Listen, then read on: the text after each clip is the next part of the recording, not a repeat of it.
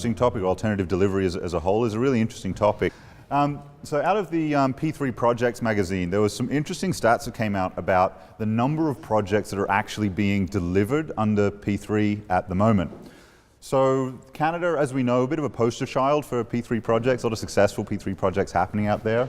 Can anyone take a guess at what percentage of projects delivered last year in the US were P3? 2%? 2%? Just like milk, yeah. I'm a non-fat guy, so. 78%? 1% of projects. So we're all over budget. Everyone's out. So 1%. Now this really surprised me because we're all involved in P3 projects. We're all seeing them being delivered. But if we look at the project universe as a whole, the US is lagging very much behind Canada, which I think the Canadians will be pretty happy to hear that, in terms of P3 delivery. So I think this is something that we're going to talk about a little bit today, is what are we seeing? Why are we seeing these challenges, and what's happening in this space?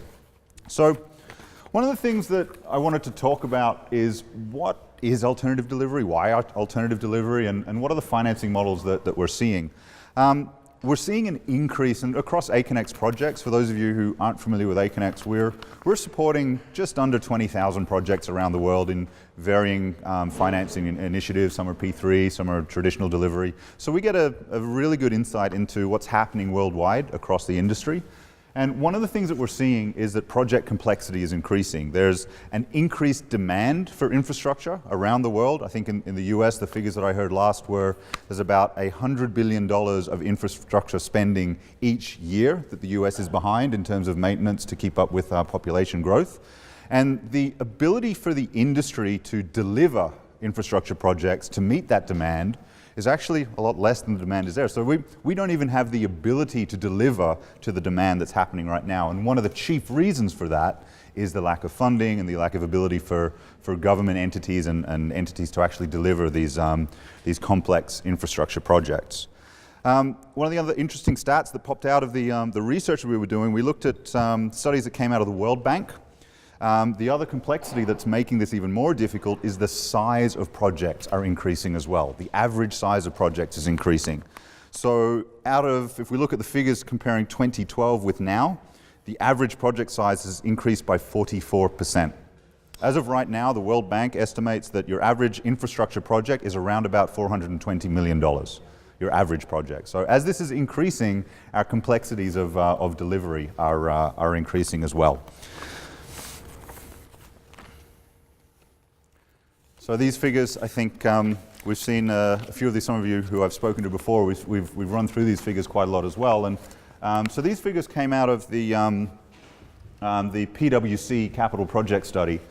This was done a little while ago as well. And there's actually about $1 trillion that's estimated to be lost in project delivery. And this is efficiencies and a few different reasons for that.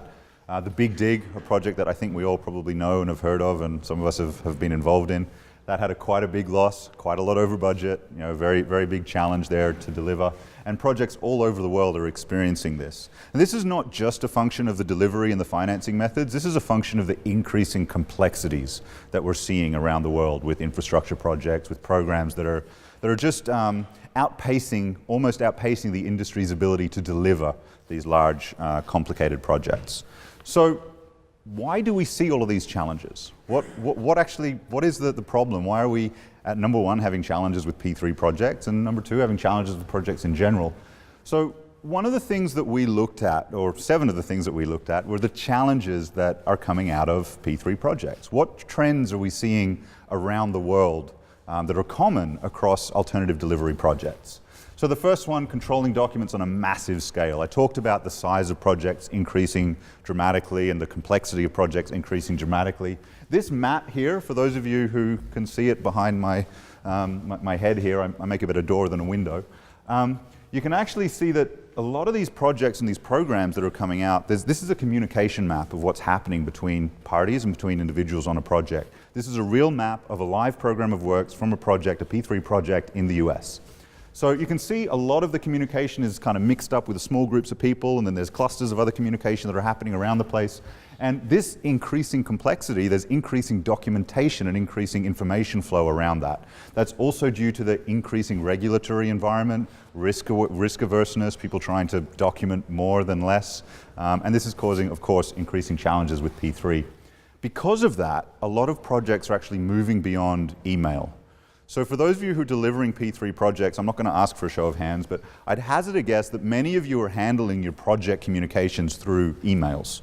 One of the challenges we're seeing on big, complicated global P3 programs that are involving lots of parties all over the world is that email tends to struggle a little bit with file sizes, with guaranteed delivery, with auditability. So yes, an email is technically, according to the letter of the law, admissible as a approval or a rejection or something like that.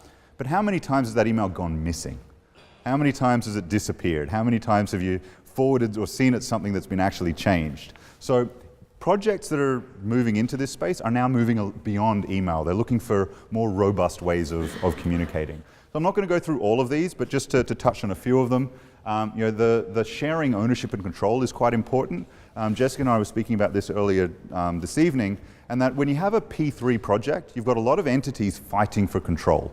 It's not like an environment where you've got one organization that's definitely the owner and the controller of the project. You've got a group of people that have very similar influence, all trying to fight for control and the ability to run the project. So this challenge of figuring out who actually controls the project is something that's affecting our P3s as well. And then the last point there, guaranteeing access and security. Working together with a group of 3, 4, 5, 7, 10 companies in a project in a P3 or any other kind of joint venture environment, being able to make sure that your entire project team has access to the right information at the right time with a valid audit trail so that if something goes wrong, we know where it went wrong and we can reduce our risk that way. These are the challenges that we're seeing our clients are facing and struggling with. So on a more positive note, we flipped from those challenges and actually asked a few of our successful projects, okay, well, what did you do right? Why did it work? How did you get it working? So the end result of all of this is that if alternative delivery and even joint venture projects are able to address some of these challenges, not necessarily all of them, but as many as they can, you can see real measurable savings and efficiency gains on your project. So this example here with Graham Construction, a P3 project in British Columbia, reviews were reduced from 8 hours to 10 minutes. So just by changing the way that they communicate and manage their communication changed quite a lot.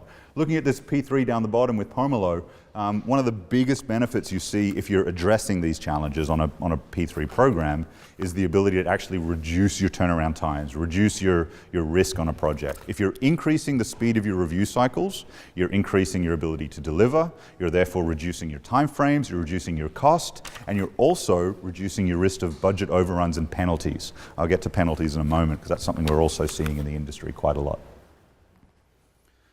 So I thought it might be interesting for those in the room, what are we seeing as an organization that's involved in global projects?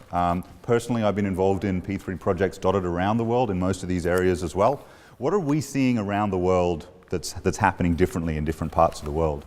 So I'm not going to spend a lot of time in the US. This is, we believe this is the next big P3 market. This is where things are changing. Organizations are starting to see P3s a little bit more. But the really scary thing here is that there's only 34 states at the moment that actually have legislation that facilitates P3. And within those states, very few of them are actually executing P3 projects. We saw before only 1% of the projects that are happening in the US are executed under a alternative delivery model. Canada, as we mentioned earlier, are probably the poster child for P3 deliveries. And they're actually ranked number 2 in the Navarro Infrastructure Index. They've had established P3 programs since 1990. And we had an interesting figure that popped out of there is when you look at the universe of projects in Canada, 95% of the projects that were delivered in an alternative delivery model in Canada were delivered within 6 months of their projected end date.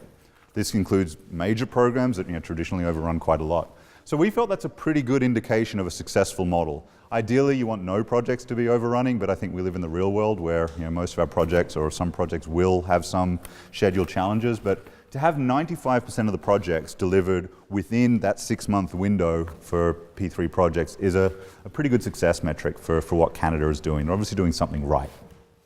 Latin America is facing a number of economic challenges. The market forces have obviously made things a little bit challenging there.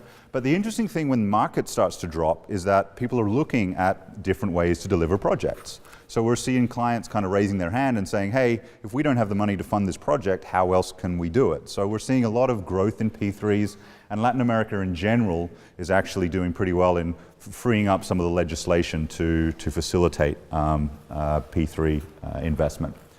China is an interesting one as well because we're all heard about, the crouching tiger is more crouching than being a tiger at the moment.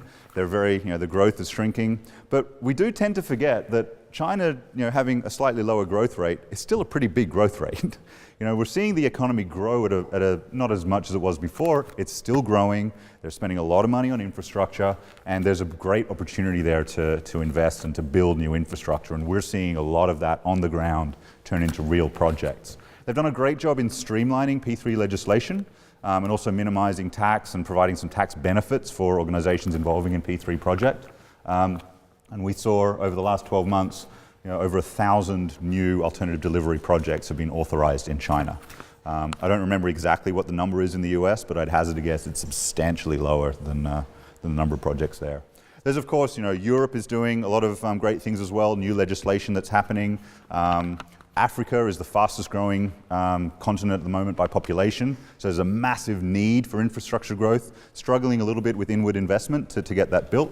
And Australia, near and dear to my heart, also has a long history very similar to Canada with P3 projects. So a lot of interesting things happening around the world, and different areas of the world are seeing different challenges and different advantages.